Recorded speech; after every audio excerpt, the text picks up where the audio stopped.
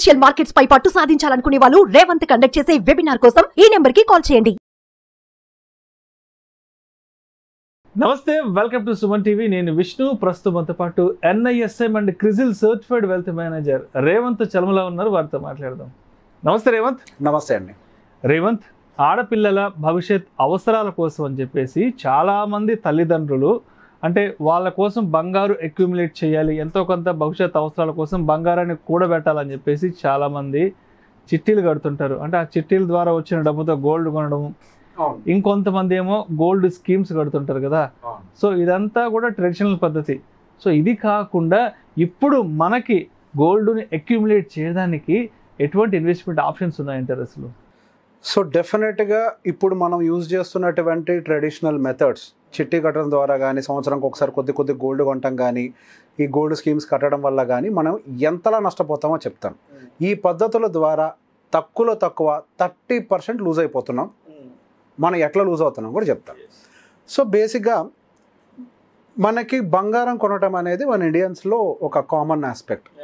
ఏది ఉన్నా లేకపోయినా కానీ ఇంట్లో బంగారం ఉంటే గుండెల మీద చేసుకొని ప్రశాంతంగా నిద్రపోతారు. ఆడపిల్ల పెళ్లి టైంకి లేదా ఆడపిల్ల ఫంక్షన్ టైంకి కావాల్సినంత బంగారం ఉంది అని అంటే ఆ ఇంట్లో ఆ సంతోషానికి అవధులు ఉండవు.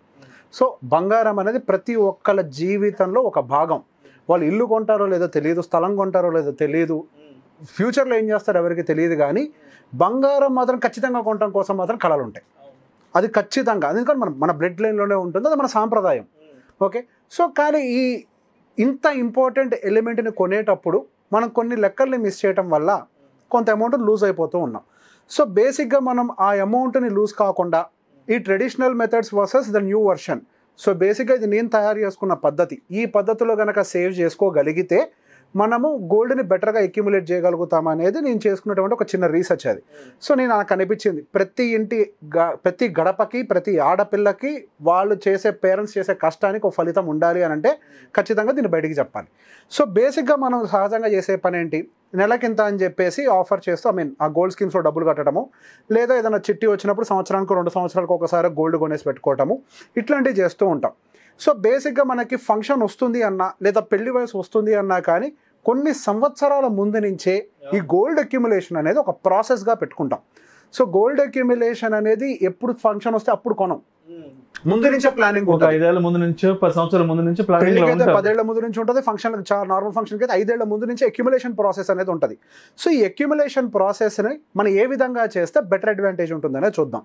సో సహజంగా ప్రతి సంవత్సరం మనం కొద్దిగా దాచుకున్న డబ్బులతోటి ప్రతి సంవత్సరం వెళ్ళి సహజంగా చేసే పద్ధతి ఏంటంటే ఒక ఆర్నమెంట్ కొనుక్కొని వచ్చేస్తాం.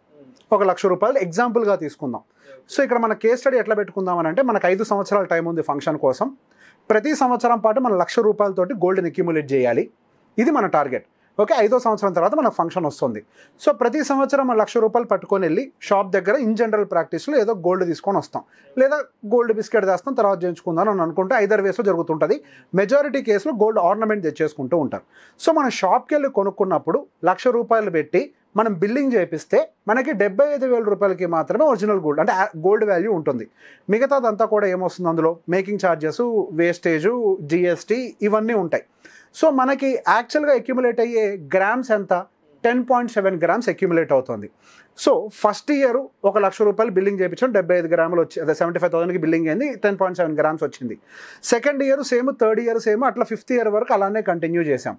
సో బేసిక్గా ఫస్ట్ ఇయర్ కొన్న గోల్డ్ 5th ఇయర్ టైంకి కొంత పెరుగుద్ది, 4th ఇయర్ కొన్నది ఈ టైంకి పెరుగుద్ది, 3rd ఇయర్ పెరిగింది కొంత, ఫస్ట్ ఇయర్ లాస్ట్లో కొన్నది ఇంకొద్దిగా.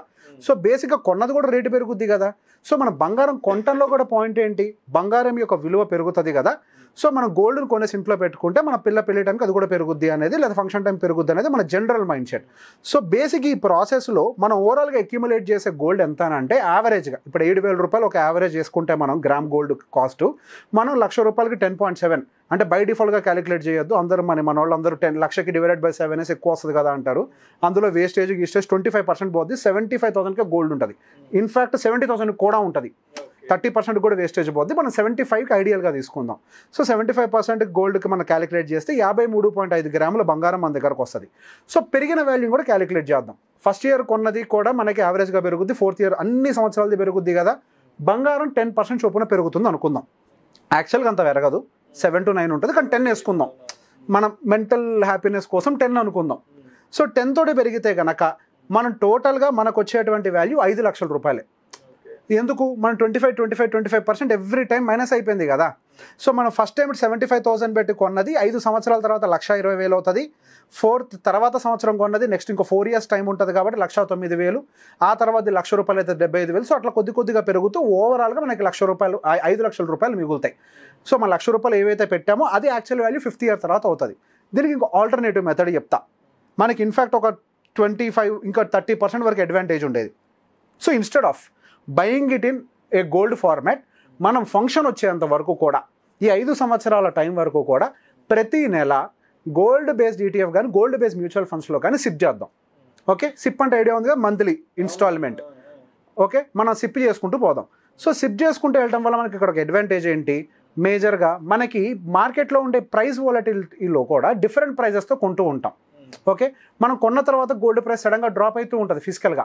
కానీ ఇక్కడ ఉంటే మనకి అడ్వాంటేజ్ ఏముంటుంది, మార్కెట్లో ప్రతి ప్రైజెస్లో మార్కెట్లో గోల్డ్ రేట్ పైకి వెళ్ళినప్పుడు కొంటాం, కిందకు వచ్చినప్పుడు కొంటాం, ఇంకా కిందకు వస్తే కొంటాం. ప్రతి నెల సిప్ చేస్తాం కదా 5 సంవత్సరాల వరకు, 60 నెలల పాటు సిప్ చేస్తాం కాబట్టి డిఫరెంట్ ప్రైజెస్లో మనం కొనుక్కుంటూ వెళ్తాం. దానివల్ల ఫస్ట్ మనకి గోల్డ్ ప్రైస్ అనేది యావరేజ్ వస్తుంది, హైలో కొనం. రెండోది, మనం ఇక్కడ గోల్డ్ సిప్ చేసేటప్పుడు మనం దానికి GST పే చేయం, మేకింగ్ ఛార్జెస్ పే చేయం, అండ్ వేస్టేజ్ పే చేయం. సో బేసిక్ ఏదైతే 25% మనం ఇనిషియల్గా కట్టి పోగొట్టుకుంటున్నామో ఆ 25% వేస్టేజ్ వీటన్నిటితో కూడా గోల్డ్ని కొనేస్తున్నాం. అక్కడ ఏం చేస్తున్నాం, ₹1,00,000 పెట్టుకెళ్ళి మనం 10.7 grams కొంటున్నాం యావరేజ్గా. ఎందుకు 75,000కి ఒరిజినల్ వాల్యూ వస్తుంది. కానీ ఇక్కడ ఏం చేస్తాం, అదే ₹1,00,000 పట్టుకొని వెళ్ళి లక్ష గోల్డ్ కొనేస్తాం. ఇక్కడేం ఛార్జెస్ ఉండవు కదా, నో GST నథింగ్ ఏమీ ఉండవు అందులో. సో మనకి యావరేజ్గా ఎంత వస్తుంది, 14.28 grams వస్తుంది. ఇక్కడికి ఎంత దాదాపుగా 35% ఎక్స్ట్రా గ్రామ్స్ వస్తుంది మీకు. 35% ఎక్స్ట్రా గ్రామ్స్ని మీరు అట్లా 5 సంవత్సరాల పాటు అక్యుములేట్ చేస్తే 71.4 grams మీరు అక్యుములేట్ చేసిన వాళ్ళు అవుతారు. ఎట్లా, డిజిటల్గా అది ETF కానీ లేకపోతే మ్యూచువల్ ఫండ్ బేస్డ్ గోల్డ్ అయితే కానీ. So 71.4 grams. ఇందాక ఎంత అక్యుములేట్ చేసాము, 53.5. ఇక్కడెంత అక్యుములేట్ చేసాము, 71.4. సో ఇక్కడెందుకు 53, ఇక్కడెందుకు 71 అంటే ఈ 5 సంవత్సరాల్లో కూడా 25% చొప్పున మనం వేస్ట్ చేసుకుంటూ వచ్చాము. ఇక్కడ ఏం చేసామని అంటే ఆ డబ్బుల్ని యాజ్ ఇట్ ఈస్గా ఇక్కడ వేస్ట్ చేయకుండా ముందు ఇక్కడ ఇన్వెస్ట్ చేసాం. సో బేసిక్గా ఇక్కడ 10% పెరిగినప్పుడు ఇక్కడ కూడా 10% పెరుగుద్ది కదా. ఇక్కడ ఏమైంది, లక్ష డైరెక్ట్ ఇన్వెస్ట్మెంట్ అయింది కాబట్టి మనకి ఆ 5th year కంప్లీట్ అయ్యే టైంకి మన దగ్గర 71.4 grams గోల్డ్ ఉంటుంది. ఆ గోల్డ్ యొక్క విలువ సుమారుగా 6,71,000గా ఉంటుంది. ఇందాకేమో 5 లక్షలు పెట్టి 5 లక్షలే మిగిల్చాం, ఇక్కడేమో 5 లక్షలు పెట్టి 6,71,000 మిగిల్చాం. సో ఇక్కడ డబ్బుల పరంగానే కాదు, ఇక్కడ మనం ఆర్నమెంట్ పరంగా గమనించిన అంటే గోల్డ్ వెయిట్ పరంగా గమనించిన ఇక్కడ 53 గ్రాములు, ఇక్కడేమో 71 గ్రాములు. ఆల్మోస్ట్ ఎంత పర్సెంటేజ్ అది, 35% కంటే ఎక్కువ. మనం ఇక్కడ నేను ఒకటే పాయింట్ చెప్తాను, మనం డబ్బులు సేవ్ చేయాల్సిన అవసరం లేదు. మన ఐడియాస్ తోటి కరెక్ట్ వేలో ఇన్వెస్ట్ చేసి దాన్ని పెంచుకున్నాము అని అంటే అది సంపాదించిన దాంతో సమానమే. నార్మల్గా అయితే 53 గ్రాములకే మీరు ఓనరు, కానీ ఈ పద్ధతిలో 71 గ్రాములు. ఇది నేను కేవలం ఎంత ఎగ్జాంపుల్తో చెప్పా, 5 లక్షలు. ప్రతి ఇంట్లో మినిమం 20 లక్షలు గోల్డ్ కొంటారు, తక్కువలో తక్కువ. ఇప్పుడు ఎంతోమందితో మాట్లాడుతున్నా కదా, 20 లక్షల గోల్డ్ ఖచ్చితంగా ఉంటుంది. 20 లక్షలకి 35% యాడ్ చేయండి, దాదాపుగా అది ఇంకొక 7-8 లక్షలకు పోద్ది. హ్యూజ్ కదా, ఆల్మోస్ట్ హ్యూజ్. అంతే 7-8 lakhsకి ఎక్స్ట్రా గోల్డ్ వస్తుంది మీకు. సో బేసిక్ ఇక్కడ మనకి మల్టిపుల్ అడ్వాంటేజెస్. ఒకటి, హైలో కొని కిందకు వచ్చిందని ఫీల్ కాము, యావరేజ్ చేస్తాము, వేస్టేజెస్ ఏమి కూడా ఇక్కడ కట్టకుండా గోల్డ్ని అక్యుములేట్ చేస్తూ ఉంటాం. సో బేసిక్గా మనం అందరం ఇండియాలో ఫాలో అయ్యే ప్రాసెసే కాబట్టి గోల్డ్ని కొనటం అనేది. దీన్ని మోడర్న్ వేలో కొందాం. ఇక్కడ బేసిక్గా బంగారం నా చేతిలో ఉంటే ఎవడో ఒకటి కొట్టేయచ్చు కాక, కానీ ఇక్కడ మనం గోల్డ్ కొంటే దానికి RBI గ్యారంటీ ఇస్తుంది, దీన్ని ఎవడు ముట్టుకోలేడు. రైట్, గోల్డ్ లేకుండా ఇక్కడ అమ్మలేరు ఆన్లైన్లో. సో దానికి గ్యారంటీ ఉంటారు, ఇక్కడ ఎవరు కొట్టేయడానికి ఉండదు. కానీ ఫిజికల్ గోల్డ్ని ఎవడో ఒకటి కొట్టేయచ్చు, ఏదైనా అత్యవసర పరిస్థితుల్లో ఇంట్లో వాళ్ళు పాడు కూడా చేయొచ్చు. కానీ ఇక్కడ అట్లాంటి ఛాన్సెస్ ఉండవు. సో బేసిక్గా కొనేటప్పుడు మనం కరెక్ట్ మెథడ్ కనుక పిక్ చేసామనంటే బోలెడ్ డబ్బులు. Thank you so much. Thank you అండి.